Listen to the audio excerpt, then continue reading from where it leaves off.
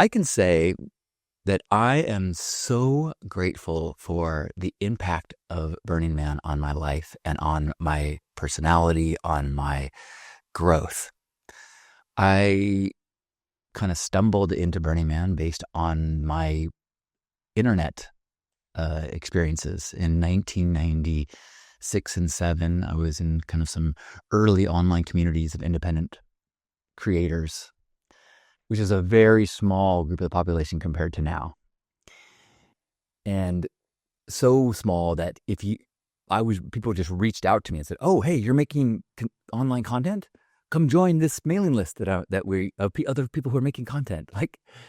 And that was like international. Although most people who are excited about the web were San Francisco based, I was one of the outsiders down in San Diego. I'm making the story too long. Anyway, Derek Pawazek from Frey.com had a Burning Man camp that was returning in 98 and said, "You would really dig this. You're kind of one of the most flamboyant, out there people doing internet stuff right now. One of the most, not saying of the most, but I think you would dig this." This was before the 10 principles were even written down or created, but there was still the radical self-expression vibe. And so headed out there, borrowed my mom's car, went with my brother and my artist friend Darren, and changed my life. Didn't even know it was possible to be an artist in the way that Burning Man taught me. Didn't even realize that these paths of life were available outside of being I thought you could be an artist, like a professional, like a painter who exhibits in a gallery, or you could be, a recording artist, a rock star, pop star, maybe a graphic artist. But other than that, I didn't think art wasn't a part of the opportunities for the everyday person. And Burning Man said, there's no such thing as an everyday person that's different than an artist. So you're an artist. And that changed my life. And it made me start, even my first year, I wrote about it and started to talk about how I tried to explain Burning Man's impact on me. You can't explain Burning Man, but I tried to explain, tease it and draw lines between what I had learned there or what the impact was on me, with some pictures that were these teeny tiny pictures, because back then people had dial-up modems and it was considered rude to upload large photos because it would take so long for people to download them. Man, people who never grew up or grew up in a post-broadband world, it's hard even to understand what it's like. Like, you would never have video. It would take all night to download a video if I uploaded something. There was no streaming. So small pictures and text broken up into multiple pages so that the page would load. And they can't have a whole bunch of pictures on one page. That's crazy. That was rude. So I'm so grateful for the significant course correction that Burning Man set me on and gave me permission to explore and be. And then for the next 20 years, I spent quite a bit of my energy talking about Burning Man, talking about the 10 principles once those became a thing, trying to make how-to videos for people that were heading to Burning Man, recognizing that I know my experience and most people's experience is the more you do your research, the more you realize, oh, I need to learn a lot. There's a lot to this. You can't just show up. And so I recognize that the sooner that you understand the 10 principles, the more that you can hit the ground running, the quicker you can slip into participant mindset and become, a part of the city and contribute to the city. I think it happens eventually, but if you can show up understanding why this city exists, I mean, of course you're going to go like, what? Wow.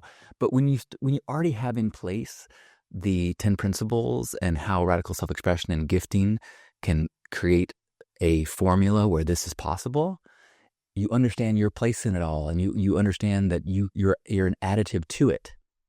So that was a big part of my passion for years and years and years, and it has been one of my greatest joys to go to Burning Man and meet people who watched videos of mine on their way to the burn, who went from a place of uncertainty or fear into more, they felt welcome.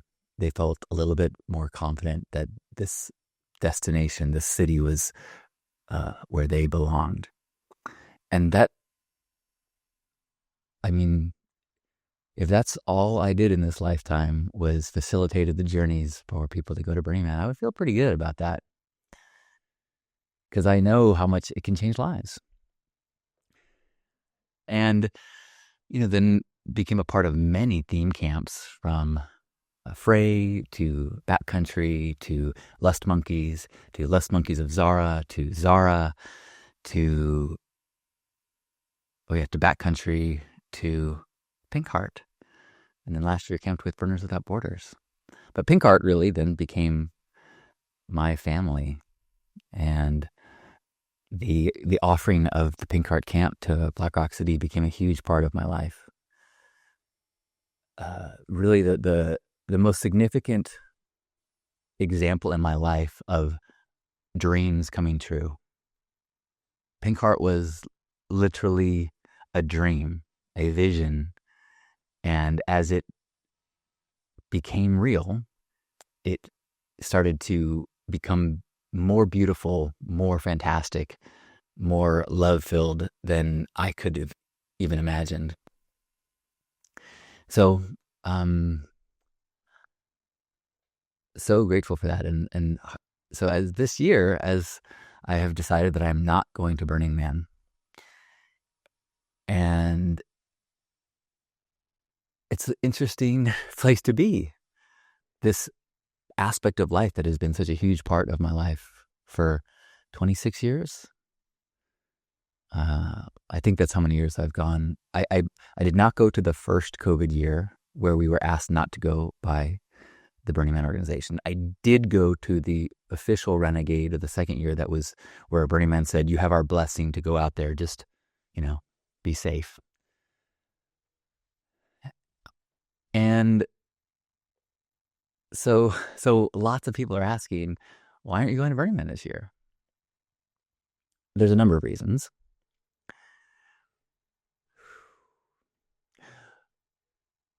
One is that I'm in a very different phase in my life. I am engaged. I am in love. And the most significant art project of my life is my relationship. It used to be Burning Man camp. It used to be my own personal self-expression and outfits and gifts that I would give on Playa and in the world. And now it's my relationship, my personal journey and my journey in partnership. And we went to Burning Man twice. Lisa had gone 4 or 5 years before we met. And we've got a wedding on the way, which we have lots of planning to do. So a part of me is thinking, like, if I'm going to dedicate myself to a theme camp or a gathering, it probably should be our wedding. Another aspect is that my life, my identity is very different in sobriety. And by sobriety, I mean from ketamine, alcohol, and GHB, which were substances that were a huge part of my Burning Man experiences. And actually of every day of my life for 10 plus years. But definitely Burning Man. And while the last 2 years I did do without those drugs and was able to have a beautiful time, it is a place that I have very connected in my mind to intoxication. And so just like, in sobriety, people often say, I have to find different friends now, or I have to find new activities. Burning Man is the place where I have the most association with how much I enjoy being intoxicated. I think if I went, like, if I went now, never having gone while doing drugs, it would be incredible. But because I have so many memories and so many associations, 26 years of, or not 20, I guess 24 years of intoxicated bike rides at sunset, it's hard for me not to miss that. And to be in a place as magical as Burning Man and to wish it was different, or part of my mind wishing it was different, it's hard. I haven't been able to break out of those thoughts. Enough time hasn't passed since that version of me and the new version of me. I'm not tempted. It's not like, oh, if I go, I won't be able to control myself. I don't feel tempted. I have the desire, but not the temptation. It's just something I can talk about another time, but there's a significant difference to me.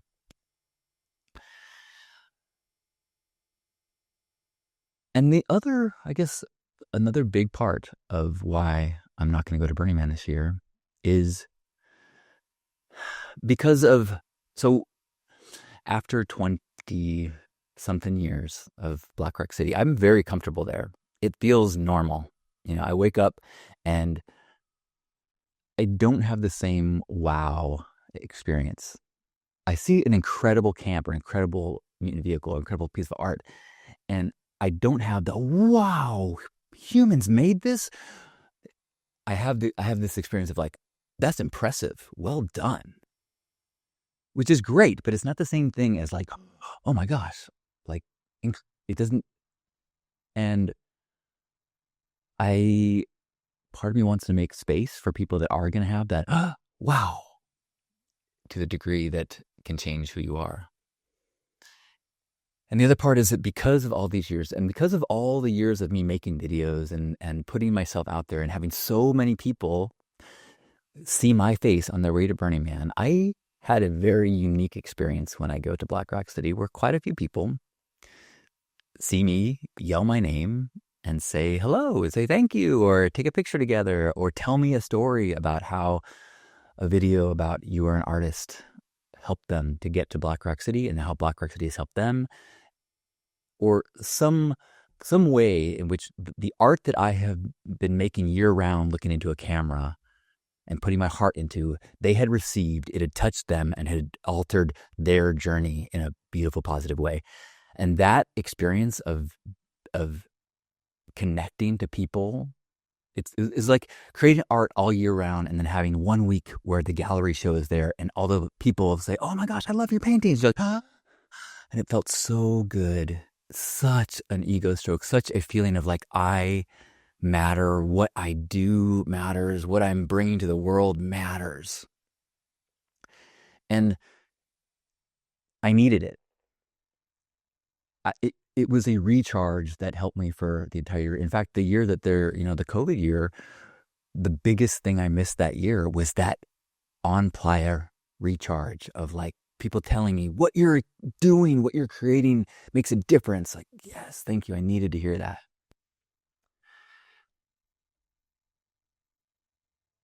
And in my post-sobriety journey, a massive part of that has been therapy and growth and trying to heal the things that drove me to daily intoxication. And as I have been working on that, I am less in need of the external validation. The joy, the feeling that I matter, I don't need it as much from the outside. I love hearing thank you, but I don't need it like I used to. So if you take that, the things that used to fuel me and feed me and energize me, that made the journey to Burning Man worth it, that made the heat worth it, that made all the sweat and the cuts and the scrapes make it all worth it. That equation is not as clear anymore. I don't need it. And all that energy and all that passion, all that creativity, maybe I could spend it in a different way. Maybe I can focus it in a different way. And that's the choice I've made this year. I will always be a burner. I will always be looking back at who I am as being dramatically influenced by Black Rock City, by the 10 Principles, by Burning Man.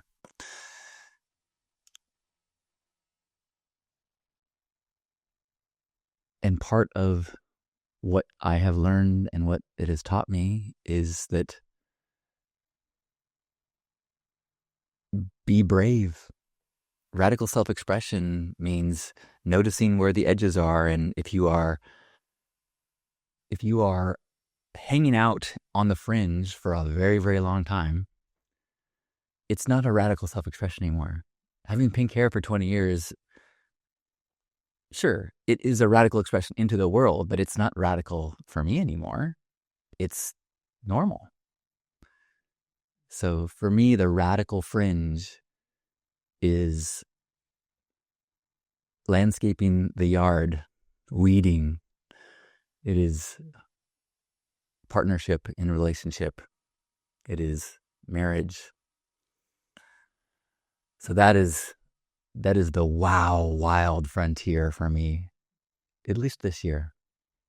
Well, for the rest of my life, but in my choice this year, I'm choosing to, my art project is my partnership.